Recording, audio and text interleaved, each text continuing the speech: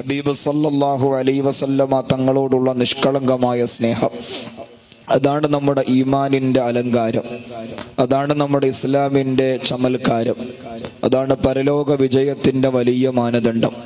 ആ മഹബത്തില്ലാത്ത ജീവിതത്തിനു, ആ മഹബത്തില്ലാത്ത പ്രവർത്തനങ്ങൾക്കു ഒരർത്ഥവുമില്ല.